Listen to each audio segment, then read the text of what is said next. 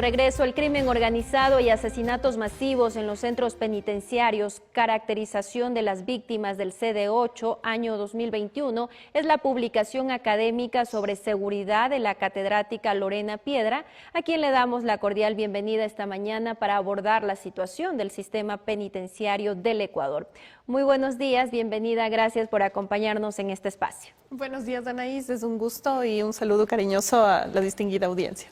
El presidente de la República, Daniel Noboa Sin, en su mandato ya ha enfrentado su primera masacre carcelaria. Nuevamente se repite estos actos violentos en el sistema penitenciario, Lorena. Sí, bueno, hay que poner en contexto lo que está sucediendo. Las masacres no son, como en su momento se nos dijo de parte del gobierno que estaba de turno, una revancha, no son resultado de la revancha entre dos bandas criminales. Justamente el estudio que estamos realizando y que ya sacó su primera parte, refleja que hay mucho más por detrás, que las masacres tienen que ver con actos de gobernanza criminal, es decir, posiciones de estructuras de delincuencia organizada que buscan negociar de esta manera ya mucho más violenta su regreso a influenciar a actores políticos para que la política pública sea más permisiva. Ciertamente tenemos una línea de mano dura con el combate al narcotráfico, las estructuras de delincuencia organizada, el lavado de activos, la corrupción, un trabajo impresionante que se ha hecho desde la Fiscalía, que ha minado la capacidad de influenciar de las estructuras de delincuencia organizada. Salió también este reportaje de Conectas, ¿no es cierto?, que revela todos los problemas de estructuras de delincuencia organizada, irónicamente trabajando para el Estado, lavando dinero a través de estos mecanismos. Entonces, estas matanzas deben entenderse desde ahí, además, en un contexto electoral. Lo que nos sugieren nuestras investigaciones es que no son hechos fortuitos, sino que buscan posicionar candidatos, narrativas, posiciones, y que ciertamente estos hechos no se dan en el aire, sino se dan en el marco de un ataque ante la democracia y la institucionalidad del Ecuador, que es lo que estamos viviendo en un contexto general. Entonces, esto no debe leerse pues en el aire, sino en el contexto que tenemos. Una muestra de que no... Y también en un contexto, Anaís, donde parte de la población podría estar pensando, bueno, establezcamos una PAX con estos grupos de delincuencia organizada. No importa, dejémosles operar como existen rastros de que efectivamente pasó negociaciones de este tipo que mantuvieron el país en calma por N cantidad de años y que son hechos de conocimiento público. Quizás gran parte de la población empieza a pensar esto y esto es un hecho peligrosísimo en el cual no podemos caer. ¿Por qué no se puede caer en ese hecho precisamente, Lorena? Un poco para también aclararle a la ciudadanía, porque es muy cierto lo que ha mencionado con respecto a esta pacificación en las cárceles, que ahora último también incluso algunos miembros de este comité de pacificación también han sido llamados por la justicia del Ecuador a rendir cuentas. Bueno, este es un problema de democracia, ¿ya? La democracia funciona con determinados supuestos, que quiere decir que las personas que acceden al poder o los gobernantes están ahí para servir a los propósitos del Estado-nación, de las y los ciudadanos ecuatorianos. Cuando llegan líderes de partidos políticos auspiciados por estructuras de delincuencia organizada, ya no legislan por el bien de todas y de todos, sino que legislan para favorecer a estos grupos y dejarlos operar. Es una suerte de, la clasificación se llama estados de tipo predatorio. No podemos caer en esto porque es una cuestión de democracia. Y ligado a la cuestión de democracia está el elemento que te comentaba de mi tesis doctoral que analiza el tema de inteligencia en el Ecuador, bueno, desde que surge como agencia centralizadora hasta el año 2018. Tenemos más de 5.000 días, 11 años, 5.300 y pico de días en este país sin una ley de inteligencia. Esto debe tratarse como un problema público muy serio y debe convertirse en un llamado muy serio de atención a los y las asambleístas. ¿Por qué? ¿A qué intereses responden que no han sido capaces en 11 años, con unas mayorías de determinados partidos, con unos representantes de la Comisión de Seguridad, ¿no es cierto?, con otros representantes, de aprobar una ley vital que permitirá que agentes de la Policía Nacional se infiltren en organizaciones criminales y tengan una reacción preventiva? Ni siquiera tenemos bien estructurado el sistema de inteligencia, porque en las condiciones actuales no hay garantías para que se trabaje desde el Estado y se fortalezca el actuar en contra de las organizaciones criminales. Y una muestra de eso es lo que tenemos.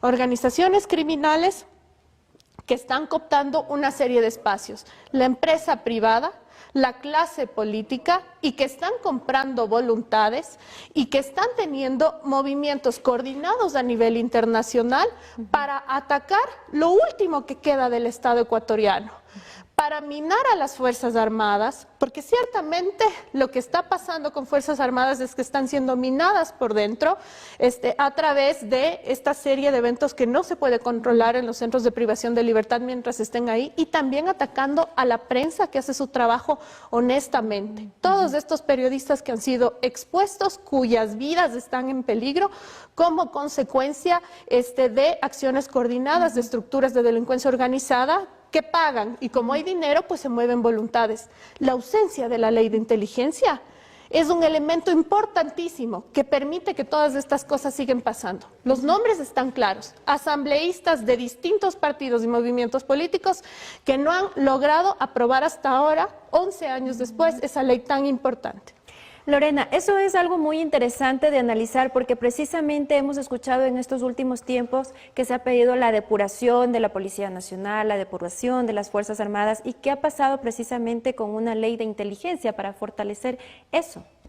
Pues que no se ha construido como un problema público, no estamos hablando de esto, y estamos pues en la comidilla de las coyunturas de temas que no tienen mayor relevancia para el país y que no atacan el problema de manera estructural. La pregunta que tenemos que hacernos es: ¿quién financia a los representantes que están en la Asamblea, que impiden que estas iniciativas avancen y que están pues dedicados a generar cortinas de humo a través de juicios políticos a las autoridades, y no les dejan trabajar?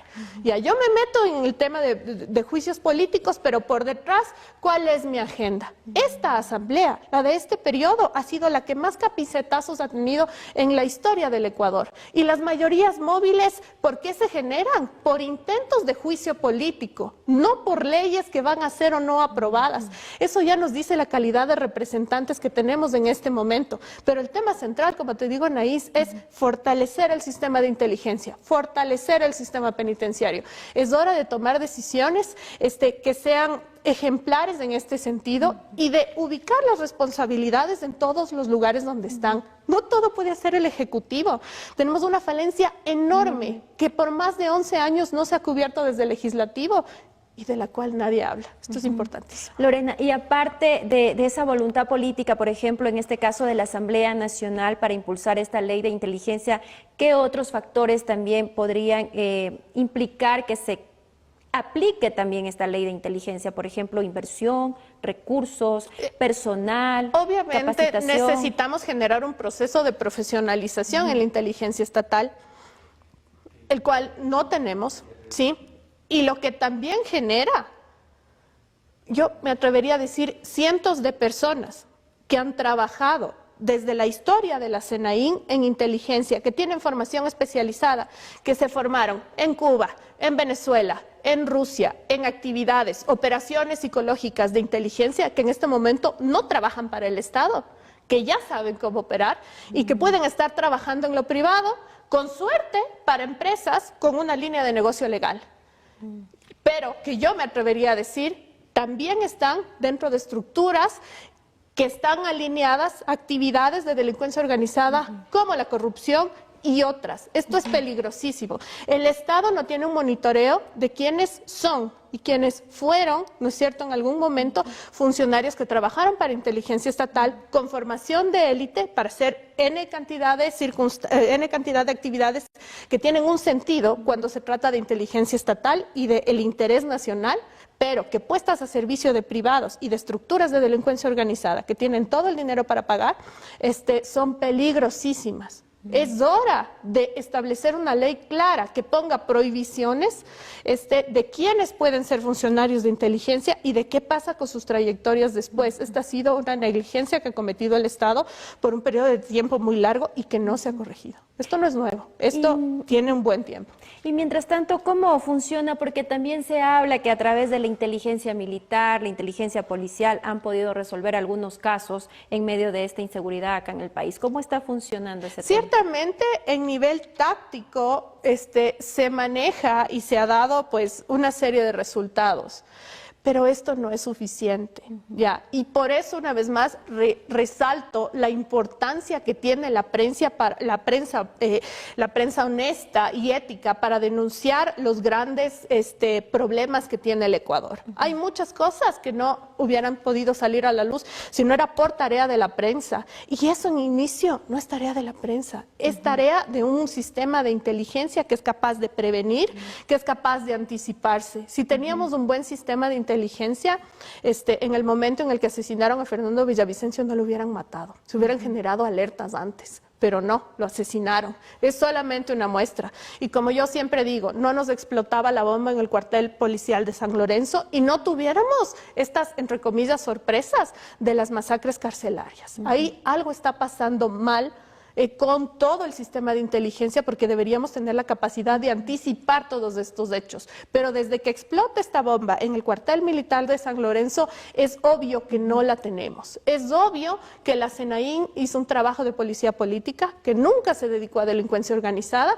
y los resultados de todos estos miles, quizás millones de dólares desperdiciados para beneficiar a un solo partido, se están viendo ahora, porque estamos con un sistema de inteligencia completamente desarmado, ni siquiera tenemos una ley. Recordemos que en su momento el movimiento Alianza País tenía una mayoría arrasadora dentro de la Asamblea y nunca se establecieron estos límites y nunca se aprobó la ley de inteligencia. Esto es importantísimo y es algo que debemos hablar, que no debemos olvidar, porque lo que pasa en el ámbito de seguridad del país depende también del ámbito legal y de poner límites a inteligencia y de establecer unas líneas bastante claras. Lorena, y en este tema de inteligencia en materia de seguridad, ¿cómo nosotros nos compararíamos, por ejemplo, con países vecinos, con Perú y Colombia? Colombia, más que todo, que también tenemos similitudes en este problema del narcotráfico. Ambos países han tenido ires y venires con la profesionalización del sistema de inteligencia, pero ciertamente el nivel de desinstitucionalización que tiene el Ecuador en este momento juega completamente en contra. Es imposible no ver actores específicos alineados para que esta parte tan vital en el Estado funcione mal. Al igual que la SDAI, inteligencia tiene un rol importantísimo y yo quisiera decir algo. Va a llegar un momento en el que Fuerzas Armadas, a pesar de todas las capacidades que tiene, no alcance a hacer tanto. En este momento cumplen 23 misiones auxiliares que no son su razón de ser principal, para las cuales no tienen presupuesto. En algún momento esto va a pasar factura a la propia institucionalidad de Fuerzas Armadas y es hora de fortalecer las otras instituciones estatales, porque no podemos depender de la única institución tremendamente fuerte en el país para sostener todo. Es hora de construir otro tipo de capacidades. Gracias por acompañarnos en este espacio. Que tengas un excelente día. Agradecemos a Lorena Piedra, catedrática y experta en seguridad. Vamos con